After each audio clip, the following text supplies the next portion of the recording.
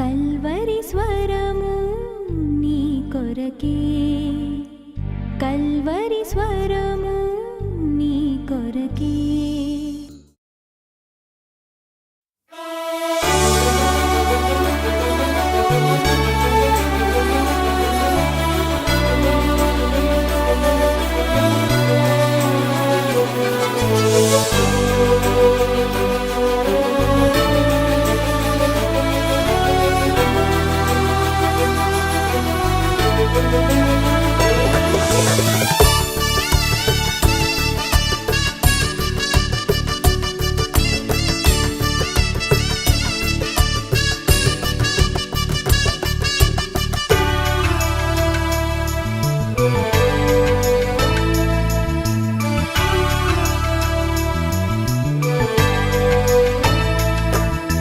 రమ్యమైనది నీ మందిరము, సౌందర్యమైనది నీ ఆలయము.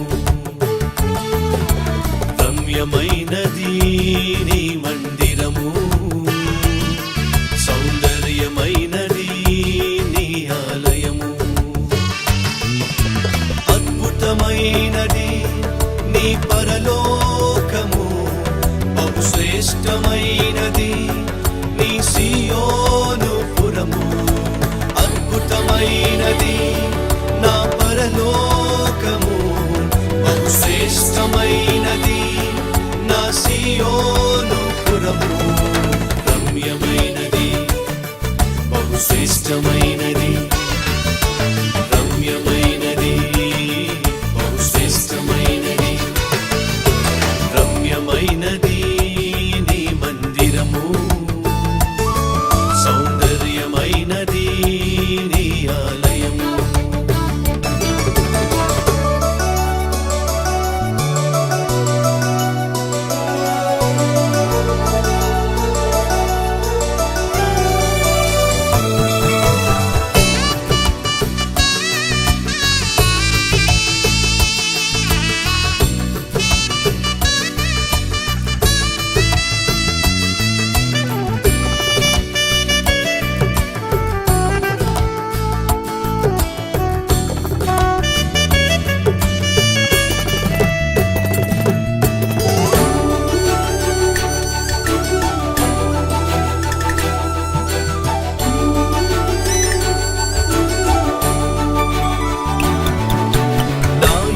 వారితో నీ సన్నిధిని చేరెదన్, నా పూర్ణ హృదయముతో నే నిన్ను సేవింతును. నా ఇంటి వారితో నీ సన్నిధిని చేరెదన్, నా పూర్ణ హృదయముతో నే నిన్ను సేవింతును. నీ వాక్యము చేత నన్ను నింపుమయ్యా, నీ సన్నిధిలోనే నిరతము నిలుపుమయ్యా. నీ వాక్యము చేత నన్ను నింపుమయ్యా, నీ సన్నిధిలోనే నిరతము నిలుపుమయ్యా. నీ సన్నిధిలోనే నిరతము నిలుపుమయ్యా. రమ్యమైనది, బహుశ్రేష్టమైనది, రమ్యమైనది, బహుశ్రేష్టమైనది, రమ్యమైనది నీ మందిరము, సౌందర్యమైనది నీ ఆలయము.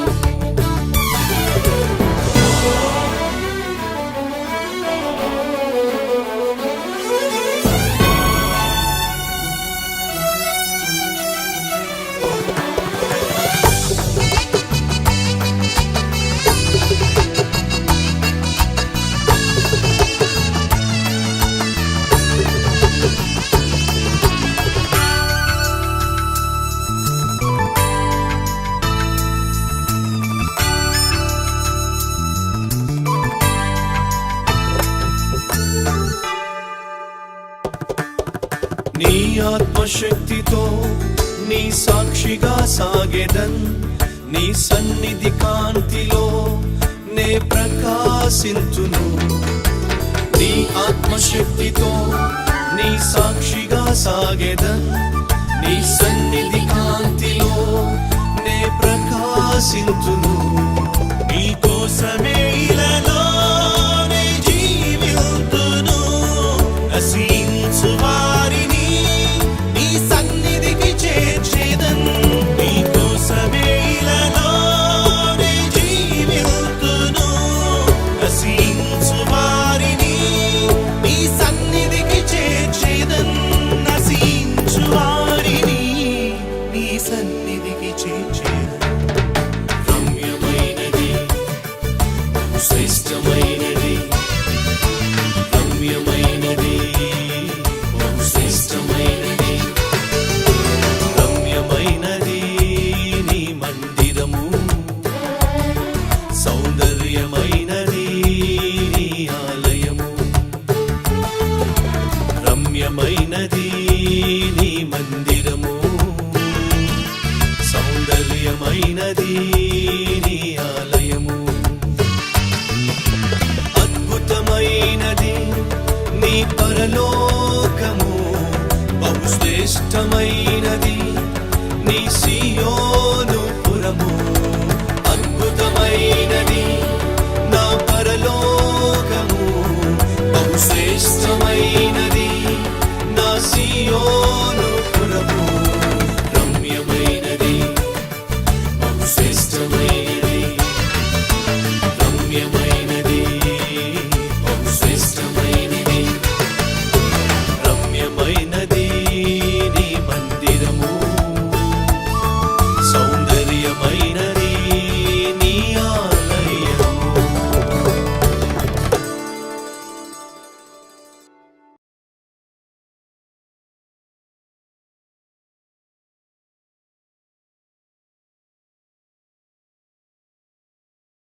అనుకో మాకు దేవుని దృష్టిలో పాపం చేసి ఈజీగా చలామణి అయిపోతాను. No,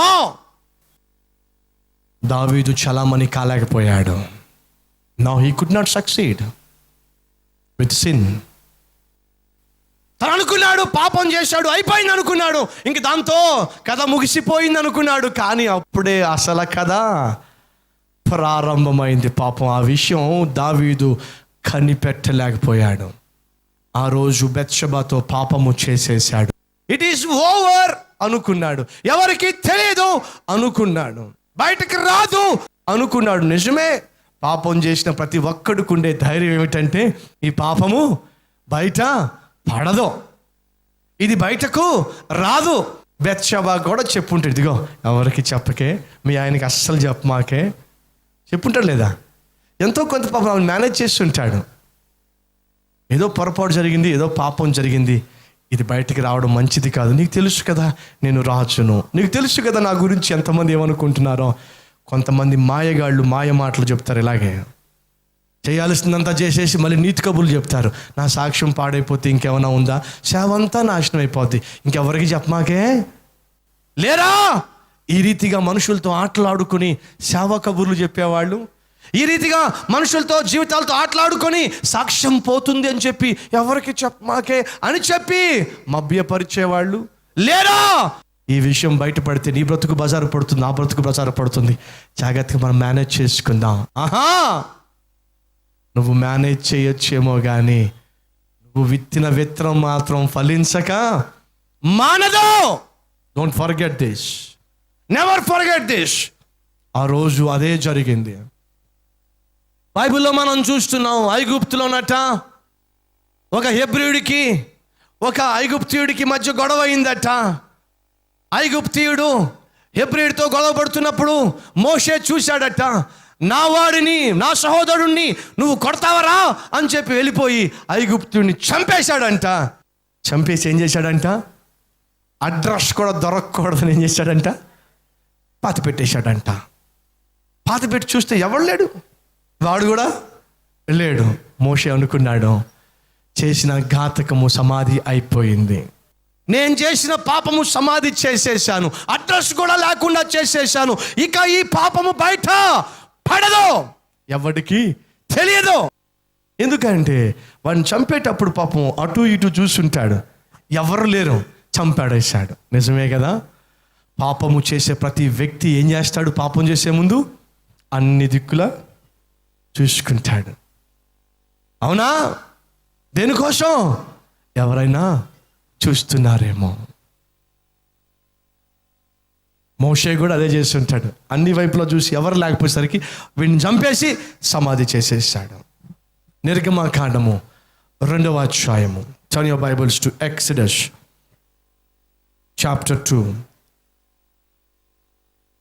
verse 15, 14 also. అప్పుడు అతడు అన్యాయము చేసిన వానిని చూచి, నీవేళ నీ పొరుగు వానిని కొట్టుచున్నావని అడుగగా, అతడు, మా మీద నిన్ను అధికారిని గాను తీర్పరిగాను నియమించిన వాడు ఎవడు? నీవు ఆ ఐగుప్తుని చంపినట్లు నన్ను నువ్వు చంపవలని అనుకునుచున్నావా అనెను. అందుకు మోషే, నిశ్చయముగా ఈ సంగతి బయలుపడిననుకొని భయపడెను. ఫరో ఆ సంగతి విని మోషేను చంపజూచెను. మోషే అనుకున్నాడు, వీడిని చంపేశాను అంటే అతను తెలుసా? మోషే హంతకుడు. ఎంతకుడు? అవండి, ఎంతకుడు? హంతకుడు, మర్డరర్. తెలుసా మీకు? సామాన్యుడు కాదు, ఒక హంతకుడు. ఒకడిని చంపేశాడు. మామూలుగా చంపలా, చంపేసి వాడి అడ్రస్ కూడా లేకుండా వాడిని కప్పెట్టేశాడు. కప్పెట్టేసి రాజులాగా చలామణి అవుతున్నాడు, హీరోలాగా చలామణి అవుతున్నాడు. నెక్స్ట్ డే ఆ విషయం కాస్త ఎవరు తెలిసింది? ఫరో గారికి తెలిసిపోయింది.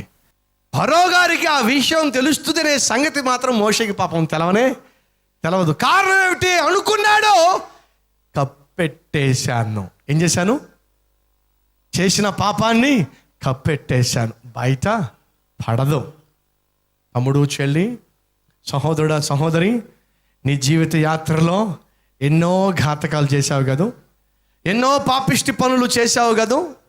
నీ తండ్రికి నీ తల్లికి తెలియకుండా, నీ తోబుట్టు కూడా తెలియకుండా, నిన్ను కట్టుకున్న నీ భర్తకు నీ భార్యకు కూడా తెలియకుండా ఎన్నెన్ని పాపిష్టి పనులు చేశావు కదూ. చేసి ఆ పాపములన్నీ కూడా చాలా సక్సెస్ఫుల్గా దాచేసావు కదూ. కనీసం అడ్రస్ కూడా లేకుండా చేసేసావు కదూ. ఆ ఉత్తరాలన్నీ చింపేశావు, ఆ గ్రీటింగ్ కార్డ్స్ అన్ని చింపేశావు. అవునా కాదా? అసలు ఆ ఫొటోస్ కూడా చింపేశావు. Everything is burned. అన్నీ తగలబెట్టేశావు, అడ్రస్లు మార్చేశావు, సిమ్ కార్డులు మార్చేశావు, ఫోన్ నెంబర్లు మార్చేశావు, ఇల్లు మార్చేశావు, ఆఖరికి ఊరు కూడా మార్చేశావు. ఎందుకని? ఎక్కడ బయటపడుతుందోనని. జ్ఞాపకం పెట్టుకో, నువ్వు ఎన్ని మార్చినా, ఏ స్థావరం మార్చినా, ఇల్లు మార్చినా, ఊరు మార్చినా, నీ పాపము నిన్ను పట్టుకుంటుంది అన్న బైబిల్ సెలవిస్తూ ఉంది. నీ పాపము నిన్ను వెంటాడుతుంది అని బైబిల్ సెలవిస్తుంది. ఆ పాపమే నిన్ను పట్టుకుంటుంది. ఏ పాపము? నువ్వు చేసిన పాపమే నిన్ను పట్టుకుంటుంది. అందులో ఏమాత్రం సందేహము లేదు. అనుకో, మాకు మేనేజ్ చేసేసాను, ఇప్పుడు దాకా బయట పడలేదంటే మన పవర్ అలాంటిది. ఏ పవరు? Managing power. అవునా? మోషే అనుకున్నాడు, బాగానే మేనేజ్ చేసేసాను, బాగానే కప్పెట్టేశాను. నెక్స్ట్ డే కల్లా విషయం బయటకు వచ్చేసింది. మోషే హంతకుడు. మోషే ఐగుప్తుని చంపేశాడు. ఫరో కూడా ఆ విషయం తెలిసిపోయింది. ఫరో తట్టుకోలేకపోయాడు. బయట పడిందండి, దాచిపెట్టబడింది. ఏమైంది? దాచిపెట్టబడింది, బయట పడింది. తమ్ముడు, చెల్లి, సహోదరుడా, సహోదరి, ఏదో ఒక రోజు నువ్వు చాలా జాగ్రత్తగా దాచిపెట్టింది బయటపడుతుంది, సందేహము లేదు. మోషేకు ఉన్న ధైర్యం నీకు ఉండుండొచ్చు. ఏమిటా ధైర్యం? కప్పెట్టేశావు కదా, బయటపడదు. ఒకానొక ప్రాంతంలో ఒక వ్యవసాయదారుడు కోతలైపోయిన తర్వాత వచ్చిన ఒడ్లన్నీ కూడా బస్తాల్లో పెట్టుకుని పొలంలో వేసుకుని పైన గడ్డి పరుచుకుని హ్యాపీగా ఇంట్లో నిద్రపోతా ఉన్నాడు. ఒక 40 బస్తాలో 50 బస్తాలో పండింది పాపం. జాగ్రత్తగా దాచిపెట్టుకున్నాడు. ఒకడేమో సోమరిపోతాడు, వాడికి కష్టపడడం చేత కాదు, ఒళ్ళు ఉంచడం చేత కాదు, కూర్చొని తినడం తప్ప ఏమీ చేత కాదు. వాడికి ఇప్పుడు బియ్యం కావాల్సి వచ్చింది. ఎవడిని అడిగా ఎవడు కదా వీడికి ఆలోచన వచ్చింది. ఏమిటి ఆలోచన అంటే, మన పలానా ఆయన పంట బాగా పండింది కదా, పొలంలో ధాన్య బస్తాలు పెట్టుకున్నాడు కదా, హ్యాపీగా వెళ్ళి ఒక 3-4 బస్తాలు కొట్టేస్తే పోలా అని చెప్పి నెమ్మదిగా వెళ్ళి అటు ఇటు చూసుకొని ఎవరు లేని సమయంలో రాత్రి వెళ్ళి ఒక తన భుజాన బియ్యం బస్తాను వేసుకొని లేదా ధాన్యం బస్తాన్ని వేసుకొని ఆ ధాన్య బస్తాన్ని భుజం మీద వేసుకొని జాగ్రత్తగా ఇంటికి వచ్చేసాడు. ఓ పక్కన పెట్టుకున్నాడు. వాడికి తృప్తి లేదు పాపం. దొంగతనం చేసేటప్పుడు కాస్త ఎక్కువ చేస్తే పోలా అని చెప్పి మరలా వెళ్ళి మరలా 2 బస్తాలు జాగ్రత్తగా మేనేజ్ చేసుకున్నాడు. 4వ బస్తా మోసుకొస్తున్నప్పుడు, ఇంటి దాకా మోసుకొచ్చినప్పుడు చూస్తే ఆ బస్తాకి చిల్లు ఉంది, రంధ్రం ఉంది. ఆ పొలం దగ్గర నుంచి వీడు మోసుకుంటా వస్తూ ఉంటే ఆ రంధ్రం కలిగిన ఆ బస్తాలోంచి ఏమైంది, కింద దారగా పడినాయి. ఏమిటి? ధాన్యం. వీడు వెనక చూసుకుంటే లైన్గా కనిపిస్తుంది. ఓరి పొరపాటున వాడు కానీ పొలంలోకి వెళ్ళి బస్తాలు లెక్క పెట్టుకుంటే ఈ ధాన్యం దారి కాస్త నా ఇంటికి వాడిని తీసుకొస్తుంది. ఏం చేయాలి? ఒక్కొక్క ధాన్యాన్ని వేరుకోవడం కష్టం కదా, వేరగలడా? వేరుకోవడం కష్టం. అబ్బో, దొంగోడికి ఎంత తెలివో కదా. ఆలోచన చేశాడు, ఏం చేద్దాం? ఆలోచన వచ్చింది, ఒక్కొక్క ధాన్యాన్ని వేరుకోవడం కష్టం కాబట్టి కప్పెట్టేద్దాం అని చెప్పి ఇటు అటు మట్టేసుకుంటూ మొత్తం మట్టేసాడు, కప్పెట్టేశాడు. ఇప్పుడు వాడికి చాలా ధైర్యము, చాలా కాన్ఫిడెన్స్. ఏమిటంటే, నేను చేసిన ఈ పాపిష్టి పని ఎవరికి కనిపించకుండా ఏం చేశాను? కప్పెట్టేశాను, ఇంకా బయట పడదు. ఎంత తెలివైన వాళ్ళండి పాపం చేసేవాళ్ళు.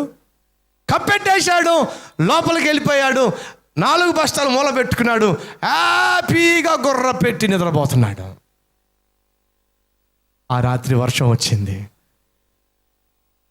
ఏమొచ్చింది? వర్షం వచ్చింది. పొద్దున్నే పరుగున ఆ పక్కన ఉన్న ఆ వ్యవసాయదారుడు పరుగున వెళ్ళాడు పొలంలోకి. 4 బస్తాలు తక్కువ వచ్చినాయి. అయ్యో, 4 బస్తాలు తక్కువ వచ్చినాయి, ఏమైందని చూస్తే వాడు చుట్టూ చూసుకుంటే మొలకలు. ఏమిటి? మొలకలు చక్కగా దారి చూపిస్తూ ఉన్నాయి. ఆ మొలకలతో నెమ్మదిగా వస్తూ ఉన్నాడు. ఎగ్జాక్ట్గా ఆ దొంగోడు లోపల నిద్రపోతున్నాడు. పొద్దున లేవడా బెదరం, ఫుల్లు నిద్రపోతూ ఉన్నాడు. ఇంటికి నడిపించినాయి, తలుపు కొట్టాడు. రేయ్ తవ్వీరా, ఏంటి అరుస్తున్నావు? ఏంటి పొద్దున్నే? ఏరా, నా బస్తాలు తెచ్చావా? ఏ బస్తాలు? నా ఒడ్లు బస్తాలు. ఇదే పని నాకు. నిజం కదండి. పాపిష్టి పని చేసేవాడు ఎంత గొప్పగా ఓటరిస్తాడో కదా, ఎంత గొప్పగా నమ్మిస్తాడో కదా. ఒరే, ఇంకా ఎందుకు అరుస్తావు? ఇంకా ఎందుకు దాచిపెట్టు? ఏం దాచిపెట్టుకోవడం? నేను దాచిపెట్టుకోవడం ఏంటి? ఏం మాట్లాడుతున్నావు నువ్వు? ఒకసారి బయటికి రా. ఎందుకు రాలి బయటికి? ఒకసారి నువ్వు బయటికి రా. బయటకు వచ్చాడు. చూడరా ఒకసారి అని చెప్పాడు. చూస్తే మొత్తం దారి కనపడతా ఉంది. వాడి పాపము వాడిని పట్టించింది. అనుకున్నాడు, కప్పెట్టేశాను, బయట పడదు. ఏమైతే కప్పెడుతున్నావో నీకు తెలియదు, దాన్ని నువ్వు బయట పెడుతున్నావు అని చెప్పి ఆ బైబిల్ సెలవిస్తూ ఉంది. మోసపోకుడి, దేవుడు వెక్కిరించబడడు. మనిషి ఏం విత్తుతాడో దాన్ని కోయక తప్పదు అనుకున్నాడు బ్రదర్ డేవిడ్. ఏమని? కప్పెట్టేశాను, బెత్షెబా కూడా చెప్పేశాను, ఇదిగో ఎప్పుడు బయట పడకూడదు, ఓకే, ఎప్పుడు నీకు ఏమైనా హెల్ప్ కావాలంటే చెప్పు, నేను చూసుకుంటాలే అని భరోసా కూడా ఇచ్చి ఉంటాడు పాపం బెదరం. 3 months తర్వాత దావీదు వినకూడని వార్త వినాల్సి వచ్చింది. ఏమిటో తెలుసా? బెత్షెబా కబురు పెట్టింది. ఏమని?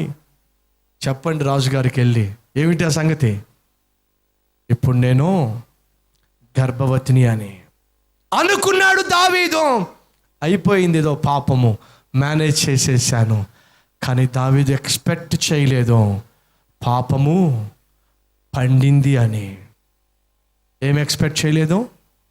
తన పాపము పండింది అని. ప్రియ సహోదరిలో సహోదరులు, నువ్వు ఎంత మంచివాడివైనా, ఎంత గొప్పవాడివైనా, ఒకప్పుడు దేవుని దృష్టిలో ఎంత నీతిమంతుడు అయినా, పాపము చేస్తే మాత్రము అది తప్పక పండి తీరుతుంది. పాపము పండినప్పుడు తప్పక బయటపడి కూడా తీరుతుంది. దావీదు పాపము పండింది. తాను విత్తిన విత్తనము ఇప్పుడు మొలకెత్తింది. ఏం చేయాలి? ప్రియ సహోదరి, ప్రియ సహోదరుడా, అనుకో మాకు నువ్వు పాపం చేసి చలామణి అయిపోవచ్చు అని. అనుకో మాకు నువ్వు ఇష్టానుసారంగా నువ్వు జీవించి ఎవరికి తెలియకుండా పాపాన్ని కప్పెట్టేయని. నీ తల్లి నోరు మూయించవచ్చు దబాయించి, నీ తండ్రి నోరు మూయించవచ్చు దబాయించి, నీ ఇంటి వారి నోరు మూయించవచ్చు దబాయించి, లేదా నీ భార్య అమాయకురాలు కాబట్టి ఆమె నోరు నొక్కేయచ్చు ఖండబలముతో. కానీ లేదా నీ భర్త అమాయకుడు కాబట్టి నీకున్న కుయుక్తితో తెలివితేటలతో ఏమీ ఎరగనట్టుగా నంగనచ్చిగా నీ ముఖం పెట్టి నీ భర్తను మోసం చేయొచ్చు అని గమనించు. నువ్వు చేసిన పాపము పండినాడు అని ఎవడూ కూడా దాచిపెట్టలేడు. అది బయటపడడానికి దేవుడు నిర్ణయించిన నాడు ఏ ఒక్కడు దాన్ని దాచిపెట్టలేరు. దావీదు జీవితంలో రహస్యముగా చేసిన పాపము ఇప్పుడు బట్టబయలు కాబోతుంది. దావీదు జీవితంలో తాను చేసిన నమ్మక ద్రోహము బయట పడబోతుంది. మరలా మీకు జ్ఞాపకం చేస్తున్నాను, ప్రియ సహోదరి, ప్రియ సహోదరుడా, పాపము చేసి ఏమీ ఎరగనట్టుగా నువ్వు చలామణి కావడం మాత్రం సాధ్యమో కాదు. సేవకుడు కావచ్చు, బోధకుడు కావచ్చు, నాలాంటి కాపరివి కావచ్చు, లేదా సాక్ష్యం చెప్పుకుంటూ తిరిగేవాడివి కావచ్చు, లేదా సంఘ పరిచర్యలో యాక్టివ్గా పాలు పంచుకునే వ్యక్తివి కావచ్చు, లేదా క్వైర్లో ఉంటూ కోకిల్లాగా పాడే సిస్టర్వి కావచ్చు, బ్రదర్వి కావచ్చు. ఎవరివైనా సరే మనుషులు కళ్ళు కప్పి నువ్వు పాపము చేసి మనుషుల నోరు నొక్కి దబాయించి నీ పాపాన్ని కప్పేయొచ్చేమో కానీ ప్రభువు కళ్ళు మాత్రం కప్పలేవు. నువ్వు చేసిన పాపము పండిన నాడు ఆ శిక్ష నుంచి తప్పించే నాదుడి లోకంలో ఎవరు లేరు. ఆ పాపం పండక మునిపే, నీ బ్రతుకు బజారు పాలు కాక మునిపే, నీ పాపము నిమిత్తం పశ్చాత్తాపడి కన్నీటితో ప్రభు పాదాలు పట్టుకున్నట్లయితే, ఆయన కనికరించి నీ పాపమును క్షమించినట్లయితే నీకు మరలా బ్రతికే అవకాశము, ప్రభు కొరకు సాక్షిగా బ్రతికే జీవితము ఆయన అనుగ్రహిస్తాడు. బైబిల్ సెలవిస్తూ ఉంది ఏమని? అతిక్రమములు దాచిపెట్టువాడు వర్ధిల్లడు, కానీ వాటిని ఒప్పుకొని విడిచిపెట్టువాడు కనికరము పొందుకుంటాడు. ఈరోజు నా ప్రియ సహోదరి, సహోదరుడా, ఎంతో కాలంగా దాచిపెడుతూ వస్తున్నావు. ప్రభు అంటున్నాడు, ఎంతకాలం దాచిపెడతావు? అది త్వరలో బయటపడబోతుంది. లేదు ప్రభువా, నేను చాలా జాగ్రత్తగా మేనేజ్ చేశాను. నువ్వు చాలా జాగ్రత్తగా మేనేజ్ చేశావు, కానీ పాస్వర్డ్ లీక్ అయిపోయింది. ఏమిటి? పాస్వర్డ్ లీక్ అయిపోయింది. నువ్వు అనుకుంటున్నావు ఎవరికి తెలియదని ఒక వ్యక్తి చూశాడు. ప్రియ సహోదరే, సహోదరుడా, నువ్వు అనుకుంటున్నావు నువ్వు చేసిన పాపిష్టి పని ఎవరు చూడలేదని ఒక వ్యక్తి చూశాడు. ఆ వ్యక్తి అంటున్నాడు, త్వరలో నీ పాపం బయట పడబోతుంది. ఆ వ్యక్తి ప్రభు అయినా యేసుక్రీస్తు. నీ పాపం బయట పడక మునుపే ప్రభు పాదాల మీద నువ్వు పడితే ఆయన కనికరిస్తాడు, క్షమిస్తాడు. నీ బ్రతుకు బజారు పాలు కాక మునిపే ఆయన కనికరిస్తే మరొక జీవితాన్ని ఆయన అనుగ్రహిస్తాడు. ఎందుకు ఆయన పాదాలు పట్టుకోకూడదు? ప్రార్థన చేద్దాం. ప్రతి ఒక్కరి తలలు వంచండి. Let us pray.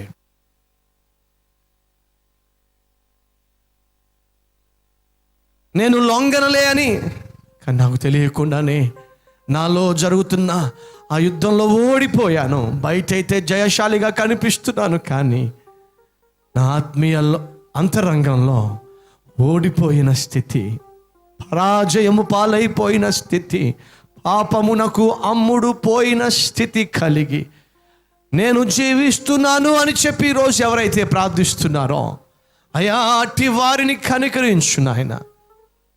ఆ పాపం వల్ల ఏమి నష్టం లేదులే అని, పాపము ఎవరికీ తెలియదులే అని, నా పాపాన్ని జాగ్రత్తగా కప్పెట్టేశానులే అని ఎవరైతే ప్రభువా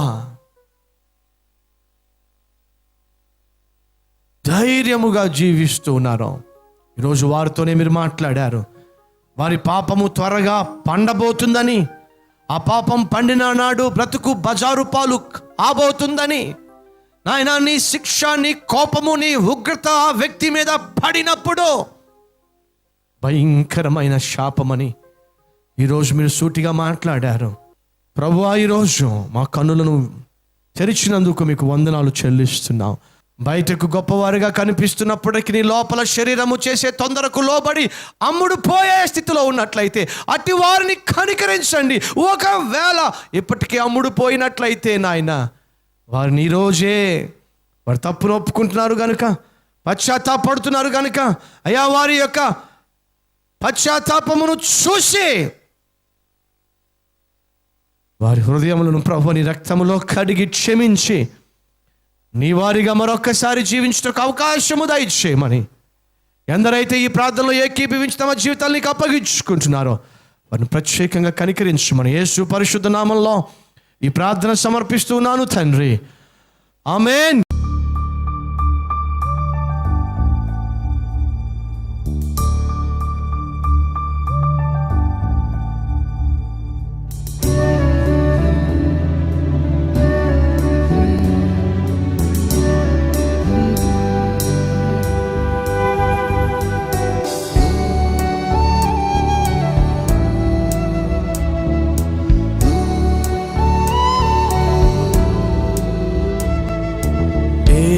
యేసయ్యా,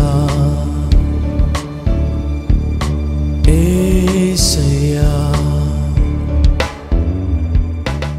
address Calvary, post box number 30, Kukatpally, Hyderabad 72.